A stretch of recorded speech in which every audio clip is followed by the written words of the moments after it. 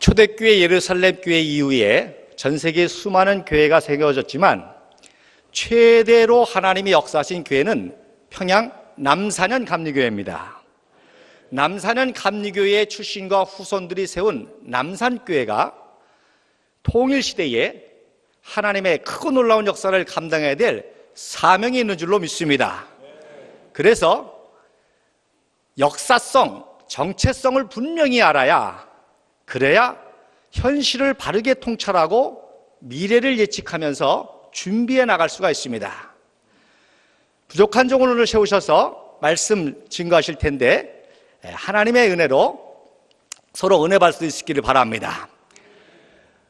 말로만 하면 20, 30%밖에 안 남는다 그래요. 그런데 사진을 보면 7, 80%가 남는다고 합니다. 그래서 제가 역사적인 팩트 사진을 이렇게 게시하고 같이 말씀을 증거하려고 하니까 우리 성가대원은 오늘 특별 예배니까 이쪽에 앉으시면 잘 보일 것 같아요. 우리 관현악단은 보이시죠?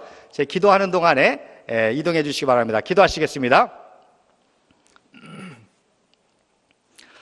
하나님은 평화 통일을 통해서 한반도에 선교사들이 세우고자 했던 위대한 대한성국을 세워서 동북아시아뿐만 아니라 말세에 세계사와 구속사를 끝내시기를 원하신 줄로 믿습니다. 그 중요한 통일을 앞두고 우리 감리교회가 다시금 역사성을 회복하여 통일과 대한성국의 주체 세력이 되게 하여 주옵소서. 특별히 남산교회가 앞장서게 도와주시고, 그래서 헌신하게 될 때에 이 재단을 통해서 통일시대 대한성국 건국에 훌륭한 인물들이 배출되게 도와 주옵소서. 평양시장이 나오고 평양이대 학장이 나오고 사회 각군의 위대한 인물들을 배출해서 다시금 하나님의 역사를 한반도에 펼치고 전 세계의 복과 복음을 증거하는 구속사의 새로운 시대가 돌아올 수 있도록 축복하여 주옵소서. 할렐루야. 감사하옵고 주 예수님의 이름으로 기도합나이다. 아멘.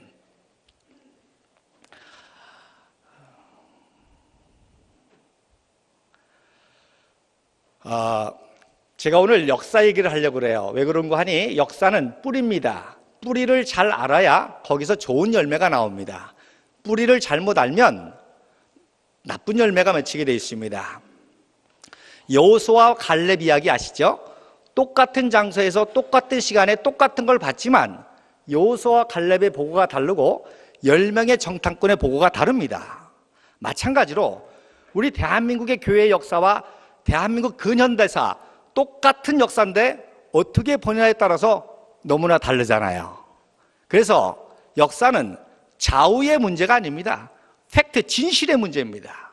진실을 바로 알아야 거기서 참된 뿌리와 열매를 맺을 수가 있는 것입니다. 북한에 대해서도 마찬가지예요. 북한에 대해서도 말이 많습니다. 북한 선교 이렇게 해야 된다, 저렇게 해야 된다. 다 달라요. 전문가들마다 달라요. 그런데 여호수아와 갈렙과 같이 분명히 현실을 보고 하는 보고가 있고요.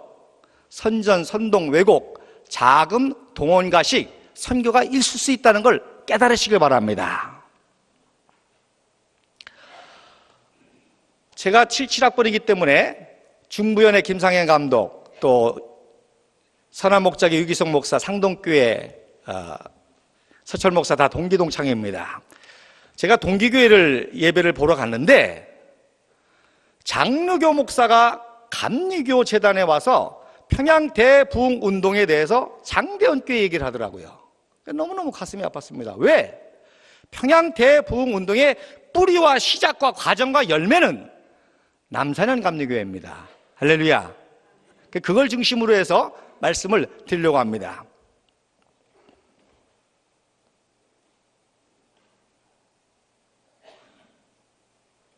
자, 그러기 위해서 먼저 이거부터 시작합니다. 1866년도 셔먼호를 타고 토마스 선교사님이 대동강에 복음 전하러 갔다가 순교를 당하십니다. 그 순교당한 그 자리에 저런 큰 셔먼호 격침비가 세워졌는데 김웅우 셔먼호 격침비라는 거예요. 김웅우가 누구냐?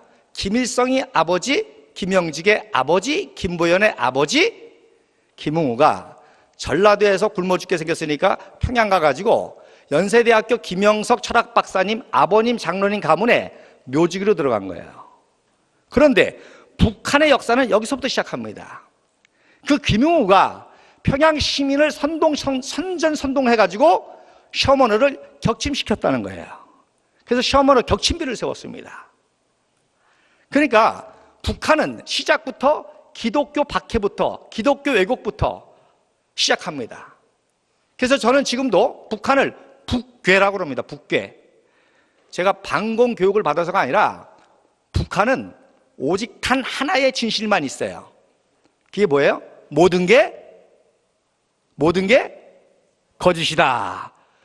모든 게 거짓이라는 단 하나의 진실 외에는 다 거짓말이에요. 그래서 이거부터 북한의 역사가 시작이 됩니다. 그래서 1968년도에 원산 앞바다에 푸에볼로를 나포에다가 참 저걸 어떻게 또 갖다가 대동강변 그 앞에다가 딱 설치해 놓은 거예요. 그리고 반기독교 반미 제국의 그런 선전선동으로 하게 되는 것입니다.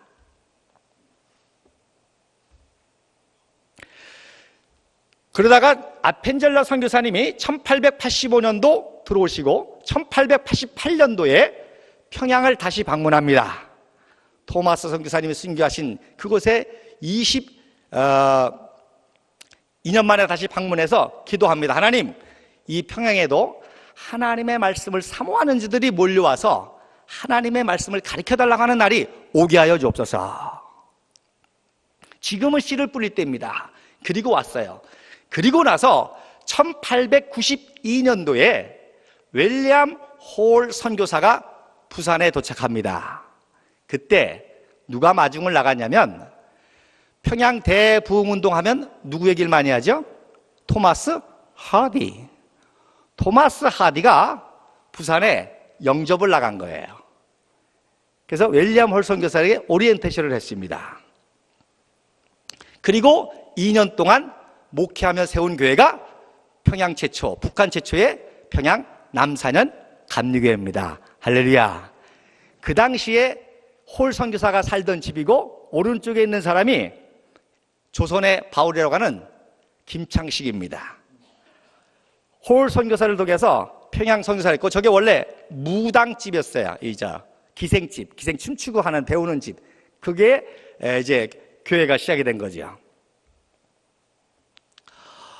저 왼쪽이 홀 선교사가 평양의 거지들을 데리고 하는 그런 사진입니다. 그리고 오른쪽 사진이 이제 홀 선교사님을 기념한 캐나다 교회에서 장식한 그림입니다. 그런데 2년 후에 1894년에 무슨 일이 일어났어요? 청일전쟁이 일어났습니다. 어디서? 평양에서. 남의 나라 땅에서 남의 나라가 전쟁을 합니다. 여러분, 이 역사를 이해하려면 상황을 정확하게 얘기해야 돼요. 얼마나 가슴 아픈 일이에요. 남의 나라 땅에 와가지고 남의 나라 군대가 와서 전쟁을 하니 병사들 죽는 거예요. 지들끼리 싸우다 죽는 거지만 우리 한반도가 황폐화되고 평양 시민이 다 죽어나가잖아요. 그래서 약 4분의 1이 피난하고 도망갔습니다. 그런데 그 상황에도 홀 선교사가 남아가지고 부상당한 민간인도 고쳐주고 병사들도 고쳐줬습니다. 그러다가 순교를 당하셨습니다. 이질 풍토병에 걸려서 돌아가셨습니다. 그러니 평양 시민이 마음이 감동이 안 되겠어요?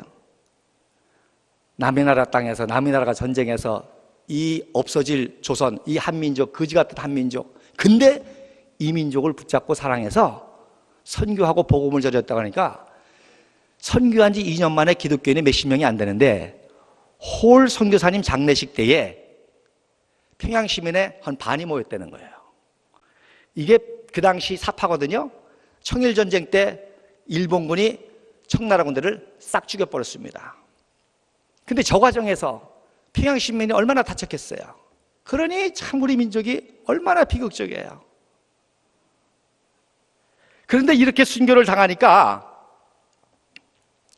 그 당시 사진인데 그렇게 못 살아도요 흰옷 입기를 좋아하는 백이민족이에요. 할렐루야.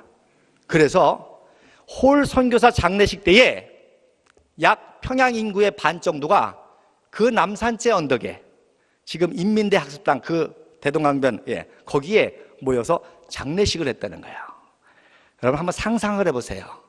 남산제 언덕에 흰 옷을 입은 4만 명이 모여서 탁 찬송을 했다.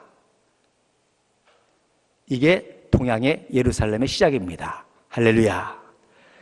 우리 민족이 그러한 아픔과 고통 속에서도 선교사들이 주는 기도와 복음과 그걸 붙잡고 소망을 붙잡고 살아간 거예요. 그때 남쪽에서는 무슨 일이 있었느냐? 이승만 청년이 개혁운동을 하다가 감옥에 들어갔습니다. 청일전쟁 끝나고 명성황후를 죽였잖아요. 왜 죽였어요? 똘똘하니까. 러시아를 끌어들여서 어떻게 좀 조선을 지켜볼까 하니까 궁중 안방에서 시해를 했단 말입니다. 그렇게 국무가 죽어도 할 게 없어요. 통곡할 것밖에 없어요. 이게 110년 전 상황입니다. 그런데 세 사람의 청년의 가슴에 불이 붙었죠. 1875년생 4월생 한 청년이 치아포에서 명성황후 시해에 가담했을 것이다 생각하는 일본군 장군을 주먹으로 때려 죽였어요. 일본군 장교가 때려 맞아 죽었으니까 일본 정부에서는 창피하잖아요. 그러니까 구마모토 출신의 상인이라고 그랬습니다. 18살 청년이 다 가슴에 불이 붙었어요. 야, 이거는 미우라 고우루가 한 것이 아니라 고우에 가와카미 소로코라 그러는 육군 참모 차장이 있고, 고우에는 야마가타 가리토모라는 육군 참모 총장이 있고, 고우에는 이토 히로부미가 있고, 메이지의 허락을 받아가지고 한 거니까 요 놈을 잡아야 되겠다.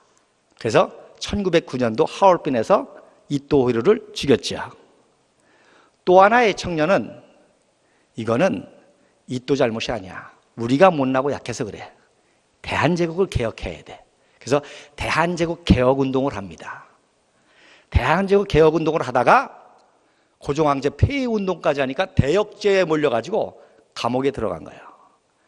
감옥에 들어가서 8kg 칼을 딱 차고 사형 언도 받는 순간 아펜젤라 선교사님의 설교가 생각이 나는 거예요. 이승만이가 당대의 제일 똑똑한 청년인데 예수를 아무리 전해도 안 믿는 겁니다. 이승만이가 생각하기를, 아니 서양 선교사들은 화학도 알고 과학도 알고 지리도 알고 하는데 왜 종교는 불교보다도 못해라는 거예요. 어떻게 2000년 전에 저 팔레스타인에서 33세에 비참하게 십자가에 죽은 청년이 내 영혼을 구원하는 거예요. 안 믿는 거예요. 그런데 자기가 감옥에 딱 들어가 사형 선고를 받고 칼을 찬 순간 예수님이 생각이 나는 거야. 아, 나도 좋은 일 하다가 억울하게 죽는데 예수님은 죄 없으신 분이 죽으시고 4월 만에 부활하셨다는 게 믿어지는 거예요. 그래서 똑같이 기도했습니다. 하나님, 내 영혼을 당신께 맡기나이다. 그리고 나라와 민족을 사랑했잖아요. 시편 25편을 기억하고, 하나님, 이 나라와 민족도 당신께 맡기나이다. 그들이 마음에 평강이 찾아오면서 또 하나 죄가 생각이 나는데, 요한일서 1장 9절의 말씀이 생각이 나는 거야. 하나님은 미쁘사 누구든지 자기 죄를 자백하면 용서하실 것이요. 생각해 보니까 아펜젤라 선교사가 늘 이승만한테 너 대한제국 개혁운동하는 건 좋은데 예수님처럼 해야 돼. 산상수훈대로 해야 돼. 과격하게 하다가는 큰일 나. 근데 과격하다 하다가 들어간 거거든요. 근데 희한한 거는요, 주시경이가 탈출하라고 권총을 넣어줬어. 세자를 넣어줬는데 한 놈은 탈출해서 상해로 갔고 역사에 사라졌습니다. 한 사람은 총을 쏘가지고 사형당했어요. 근데 이승만은 하나님의 은혜로 총을 안 쐈어. 그래서 무기징역이 될 수 있었습니다. 나중에 이승만 청년이 은혜 받고, 아, 하나님이 살아계시다는 거예요. 할렐루야. 그래서 그걸 회개했습니다.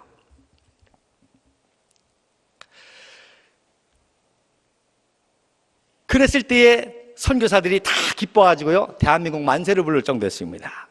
이승만이가 감옥에서 회심했다니까 선교사들이 좋아가지고 성경을 넣어줬는데, 저 성경을 벙커 선교사가 넣어줬다, 언더두가 넣어줬다, 학설이 많아요. 근데 하나님께서 알게 해주셨습니다. 누가 넣어주셨느냐?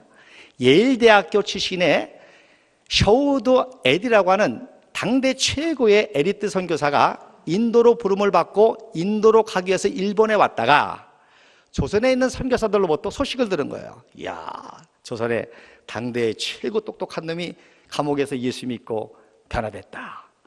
그러니까 한국에 와서 에디 선교사가 영어 성경책을 줍니다. 그래서 그 영어 성경책으로 5년 7개월 동안 감옥에 있으면서 영어와 성경을 통달합니다. 그리고 선교사들이 오늘날로 말하면 뉴스이스크지, 타임지지, 또 세계 각국의 가장 전문적인 서적 보내줘가지고 책을 읽습니다. 처음에 칼을 찼으니까 누가 넘겨줘야만 읽습니다.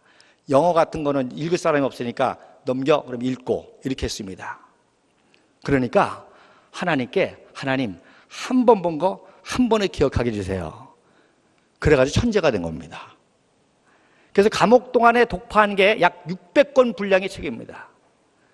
일본 제국을 세운 요시다 쇼인이라는 사람이 3년 동안 키운 인물이 이토 히로부미, 이노우에 가오루, 또 야마가타 아리로 이런 사람인데 약 400권의 책을 봤다 그래요. 저도 인도네시아에 있으면서 여기에 도전을 받고 약 400권의 책을 팠습니다. 현대사, 근현대사를 보기 위해서.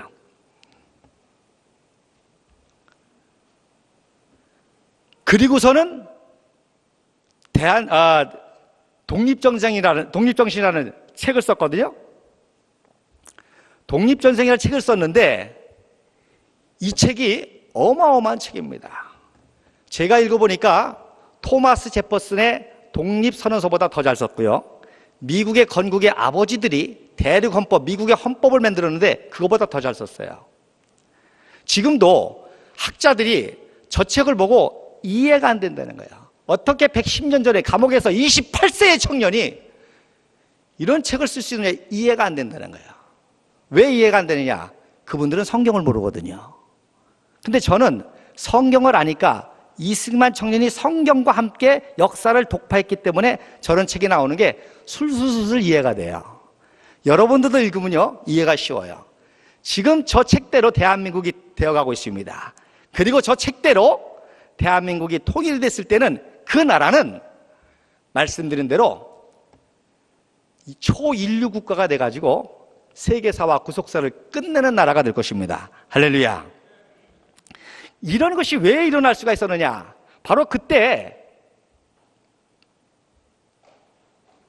남사련교회는 부흥의 부흥을 거듭하다가 너무나 교인들이 많으니까 1903년도에 노블 선교사가 교회를 짓습니다. 그래서 약 2000석 규모로 2700병의 교회가 저 교회입니다. 평양 최초의 벽돌교회입니다. 그리고서는 1904년에 뭐가 일어나요? 청일전쟁이 일어나는 겁니다. 아니 10년 만에 남의 나라 땅에서 이번에는 쪽발이하고 로스케하고 붙는 거예요. 그 얼마나 가슴 아프겠어요. 한민족이 얼마나 가슴 아프겠어요. 그때 노블 선교사가 1903년 원산 부흥을 일으켰던 하디를 초청합니다. 하디야, 네가 영접했던 홀 선교사님 순교 10주년이야. 우리 남산교회 와서 집회 좀 해줘. 그래서 1904년 10월에 하디가 안식령 가기 전에 남산교회에서 부흥 집회를 했는데 그것이 최초의 평양대 부흥회입니다. 할렐루야. 그러니까 그런 부흥이 2년 동안 매 주일마다 일어났습니다. 매 주일마다. 주일마다 막 부흥이 일어나는 거야. 그래서 무당이 회개하고 또 막 점쟁이들이 회개하고 그러니까 평양의 장로교 선교사들이 부러워 죽겠는 거예요. 아이고, 우리 장로교인들도 저 감리교인처럼 변화돼 가지고 신앙생활을 하면 좋겠다 하고 부하는 거예요. 따라서 합시다. 감리교회는 장로교 선교사가 부러워했다. 할렐루야. 장로교인이 부러워한 게 아니라 장로교 선교사들이 부러워한 거예요. 그래가지고 우리 장로교회도 좀 뭐 좀 해봤으면 좋겠다. 그랬는데 1906년도에 하디가 안식년 갔다가 왔다는 소식을 들으니까 장로교 선교사가 감리교 선교사니 윌리엄 노블을 붙잡고 우리 감리교 장로교 선교사 연합 집회를 좀 하자. 그래가지고 2차로 남산현교회에서 선교사 부흥 집회가 일어났습니다. 할렐루야. 그래서 하디 선교사가 미국인 선교사들을 모아놓고 설교를 하는데 영어로 했을까요? 조선말로 했을까요? 예? 조선말로 했어요. 할렐루야. 이렇게 선교사들이 대한민국을 사랑했습니다.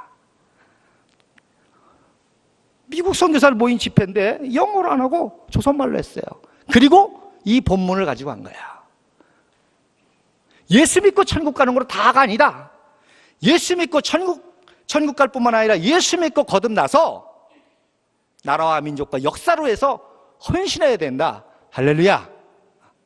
그때 홀 선교사 아들 셔우드가 16살 때 그 설교를 듣고 감동을 받았어. 아이고, 이 거지 같은 나라 빨리 떠나서 미국 유학 가가지고 돈이나 벌어야 되겠다. 그랬는데 이 설교의 은혜를 받고 나도 아버지처럼 의료 선교사가 되어야 되겠다. 할렐루야. 그래서 다시 돌아와서 해주 홀병원도 세우고 간 선교사가 셔우드 홀 선교사입니다. 이 사진이 일본 제국군대가 평양성에 입성하는 사진이에요. 그때 보통문에서 조선 사람들이 구경하는 거예요. 일본군이 들어오는 거. 그런데 110년 만에 박근혜 대통령이 시진핑 옆에서 푸틴 대통령하고 딱 같이 서 있는 거를 일본 아베가 아이고 부러워라 쳐다보는 상황이 됐는데 엄청난 하나님의 역사인 줄을 깨달으시길 바랍니다. 그러니까 역사를 모르니까 거기를 왜 갔냐, 친중이다, 미국과의 동맹은 어쩌냐, 역사를 모르니까 그런 거예요. 역사를 알면 이번 사건은요 평화통일의 시작입니다. 할렐루야. 이미 국제적으로 통일은 이미 세팅이 다 끝났습니다. 뭐만 남았냐, 촉발점, 어떻게 개입해서 피 안 흘리고 통일할 것이냐, 그것만 남았습니다. 그래서 하나님께서 기도를 시키는데 3가지입니다. 첫째로 하드랜딩, 거친 착륙이에요. 뭐냐, 저놈들이 또 국지전 도발을 일으키는 거예요. 그러면 그대로 통일입니다. 그러나 피를 흘리잖아요. 우리도 좀 피를 맞고, 쟤네들 북한 동포들이 무슨 죄가 있어요? 북한 동사들이 무슨 죄가 있어요? 걔네들 다 피 터져 죽잖아요. 그게 하드랜딩입니다. 그 다음에 하드 소프트 랜딩이 있어요. 하드 소프트 랜딩이 뭔거니? 거친 연착륙이에요. 뭐냐, 북한의 지도 세력이 붙어가지고 이겨서 우리 박근혜 대통령한테 항복을 하는 거예요. 그러면 우리는 피를 안 흘리지만 쟤네들이 많이 피를 흘리잖아요. 어쨌든 지들끼리 싸우다 보니까.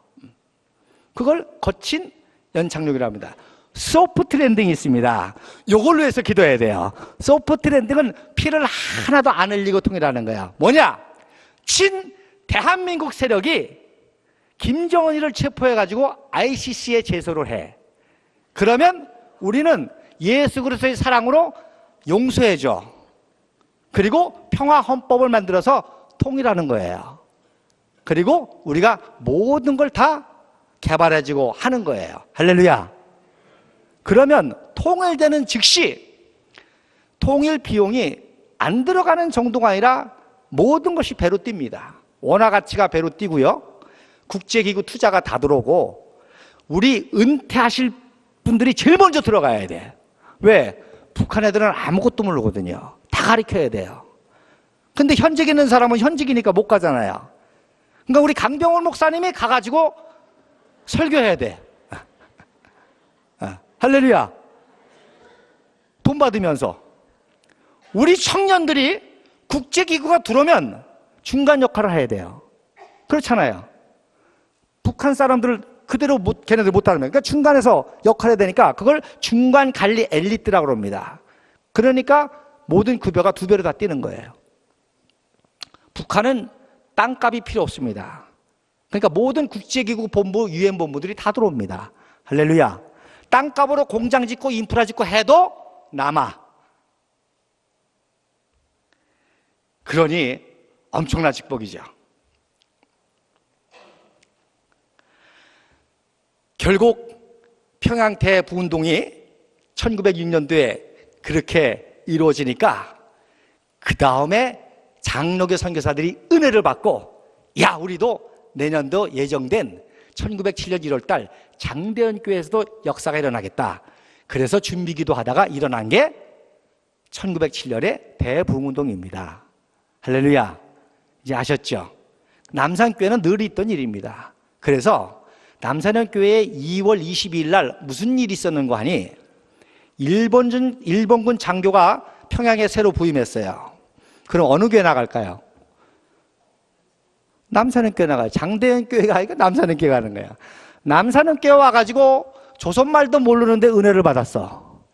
그 다음 주일날 윌리엄 홀 선교사님한테 세례를 받았습니다. 할렐루야. 이렇기 때문에 우리 민족이 1910년 한일합방 되는데도 성도들이 소망을 잃지 않았습니다. 그리고 그 뿌리로 3.1절 독립운동이 일어나게 된 겁니다. 그럼에도 불구하고 해방 때까지 믿음을 지키고 소망을 지키고 하다가 대한민국이 건국이 된 줄로 믿으시길 바랍니다. 아멘. 박현숙 장로님이 원래 장로교인이었는데 3.1운동 때 신석고 목사님한테 은혜 받고 감리교인이 됐어요. 그래서 우리 한반도 여성 최고 지도자였습니다. 김일성이가 내려와가지고 여맹이라는 게 있습니다. 여성동맹, 빨갱이 여자동맹. 그러니까 박현숙 장로하고 계속 합치라는 거예요. 합쳐요, 안 합쳐요? 안 합치죠. 그런데다가 박현숙 장로님이 굉장히 미모가 뛰어났던 모양이에요. 그러니까 김일성이가 희약가시했어요. 박현숙 장로는 대단하죠? 요즘 말로 말하면 이 자식이 어디다 손대? 그래 공개적인 창피를 줬습니다. 그리고 내려오셨어요. 그리고 대한민국의 역사를 이루셨죠. 하나님이 때가 되니까 이승만 대통령을 통해서 대한민국이 건국되게 하고 그리고 이승만 대통령이 대한민국 건국할 때 평화통일을 이미 앞두고 링컨이 남북전쟁 때 전쟁이 끝난 후 남부도 하나가 되고 화해시키고 회복시켜야 되니까 앤드류 존스라고 하는 남부 출신을 부통령으로 세운 거예요. 그리고 자기가 암살되고 죽으니까 앤드류 존스가 대통령이 돼가지고 모든 남북 화해를 시킨 거예요. 그래서 이승만 대통령이 남산교회 목사였던 이은영 목사를 내려와서 국무총리를 시키려고 그랬어요. 그런데 한민당에서 계속 반대해가지고 3번이나 떨어졌습니다. 그래서 무임소 장관하고 사회부 장관을 했습니다. 그래서 이승만 대통령이 감옥에서 꿈꾸던 그 대한민국 세울 때 대한민국, 대한 무슨 뜻이냐? 사만일통, 진한, 변한, 마한, 사만을 일통하는 고조선 고구려 해동성국 발해를 회복하는 위대한 나라의 회복이라는 개념입니다. 민은 뭐냐? 제국, 무너졌단 말입니다. 이제는 미국식 자유민주주의 시장경제, 국민 한 사람 한 사람이 주인이 되는 자유민주주의 시장경제 나라. 뭐냐? 천국과 같은 나라. 하나님의 말씀의 기초에서 말씀대로 순종하는 법치국가. 기독교의 정직과 성실을 바탕으로 한 나라. 그게 대한민국입니다. 할렐루야. 그거를 세우려고 했던 거예요. 한성 감옥에서. 근데 그게 세워진 거란 말이에요. 그래서 첫 재헌의회 때 뭐라고 했는 거 아니? 자, 드디어 방구명신. 역사는 오래됐지만 이제야 하나님의 제대로 나라가 대한민국에 세워지는데 먼저 하늘의 하나님께 감사합시다. 그리고 이 대한민국을 위해서 피 흘린 독립운동가들을 위해서 감사합시다. 그리고 대한민국을 도와준 미국을 위해서 감사합시다. 그리고 이은영 목사님 대표 기도해 주세요. 그래가지고 대표 기도한 우리나라 첫 국회 1페이지에 기도문이 기록이 됐습니다. 할렐루야. 송종근 목사님은 해방 후에 이제 평양 남산현교회를 담임하셨습니다. 1945년 해방돼서 남산현교회 교인들이 친일에 물들지 않은 순수한 목사님을 찾다가 송종근 목사님이 담임을 하시면서 남산현교회 담임 목사, 서부연회장, 성화신학교 이사장, 기독교 민주당 부당수까지 하면서 놀라운 역사를 이루셨고요. 이게 남산현교회 자리에 세워진 인민대 학습당입니다. 이게 남산현교회인데 남산현교회가 어마어마한 민족 정신의 산실이니까 1939년 일본이 태평양 전쟁 일으키기 전에 저걸 불태워버렸습니다. 그거를 참 감동이죠. 그 공산 치하에서 저걸 재건하셨습니다. 송종근 목사님이. 그 와중에 1947년 3월 달에 송종근 목사님이 조영숙 목사를 불러가지고 조 목사, 아무래도 공산당이 악랄해가지고 내가 순교당할 것 같아. 내 어깨를 잡아줘. 나 순교하려고 그래. 그래서 거기서 후배 목사를 붙잡고 하나님, 북한 양떼를 지키다가 순교할 수 있게 해주세요. 기도했습니다. 그리고 4월 달에 미국과 소련이 평양에서 회의한다니까 기독교 민주당 부당수로 활동하니까 북한에서 감옥에 가뒀습니다. 근데 4월에 연회를 해야 되는데 연회장이 잡혔잖아요. 이피등 목사 부연회장하고 같이 잡혔습니다. 그러니까 신석구 목사가 야, 어떻게 해서든지 석방시켜가지고 연회해야 되는데 내가 송종근 목사님 대신 감옥에 들어가겠다. 70세 은퇴한 신석구 목사님이. 그랬더니 현병창 목사가 목사님 나도 들어갈래요. 그래도 젊은 내가 들어가야죠. 그랬더니 배덕영 목사가 내가 들어가겠습니다. 그래서 7명이 자원했습니다. 누가 갔느냐? 그래도 독립운동의 거물인 신석구 목사님이 가면 얘네들이 함부로 못할 겁니다. 그리고 러시아어도 잘하는 똘똘한 말재주가 있는 현병천이하고 둘이 가십시오. 딱 갔더니 박철 내각상이 어이구 신석구 목사님 오셨습니까? 어쩌내십니까? 그래도 연애를 해야 되니까 우리가 대신 갇힐 때니까 송종근 목사님 석방시켜드려. 근데 그래요? 그 석방시켜줬습니다. 이게 감리교회입니다. 할렐루야. 이게 위대한 감리교회입니다. 그 신석구 목사님과 현병장을 대신 갇히고 가는 거예요. 그리고 장남 송창화 장로가 평양 의대 다니다가 퇴학을 당한 거예요. 그래서 1947년 7월 17일 월남을 하고 평생 평양을 그리워하면서 그린 그림이 저 그림입니다. 제가 그걸 유산으로 받았습니다. 여러분들이 신앙생활 잘하면 제가 이걸 기증하려고 해요. 남산교회. 제가 지난 광복절에 중부연회 장로연합회 집회를 인도했는데 하깃교회에서 했는데 하깃교회 조준기 목사님이 뭐라고 그러는 거 아니? 제가 송종근 목사님의 막내 소녀딸이 제 아내고 그래서 내가 이런 일을 하게 됩니다 했더니 자기가 인민대학습당을 살려고 돈을 모으고 있다는 거예요. 할렐루야. 여러분 남산교회 뺏기면 안 됩니다. 깜짝 놀랐습니다. 그 연고가 있습니까? 아니래. 통일을 위해서 준비한다는 거예요. 여러분 남산교회가 다시금 위대한 역사성을 회복하시고 통일을 위해서 헌신하시는 새로운 역사의 전기가 시작될 수 있기를 주님의 이름으로 간절히 축원드립니다. 그래서 이 시단에서 통일시대의 위대한 인물들이 사회 각 분야 12분야의 의학계에 교육계에 정치계에 법조계에 굉장한 인물들이 나오게 될 줄로 믿습니다. 제가 기도했거든요. 22년 인도네시아 마치고 한국 오기 전에 하나님 제가 앞으로 이런 설교 사역 감리교회를 깨우치고 한국교회를 깨우치는 사역을 하려고 하는데 한국교회의 교회가 3만 교회입니다. 감리교회가 6천 교회입니다. 평생 다 못 따라도 못 돌아다닙니다. 하나님 큰 교회 작은 교회 하나님 구별 없이 인물 나는 교회만 보내주세요. 기도했습니다. 근데 이 교회를 2번째 보내주셨어요. 할렐루야. 지금도 북한의 지하교인들이 있습니다.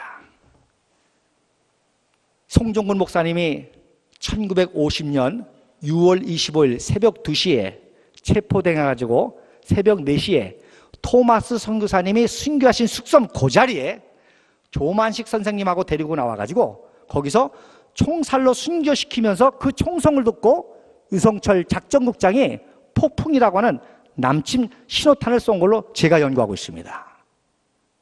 그 이후로 남산현교회 성도들이 지하로 들어간 거예요.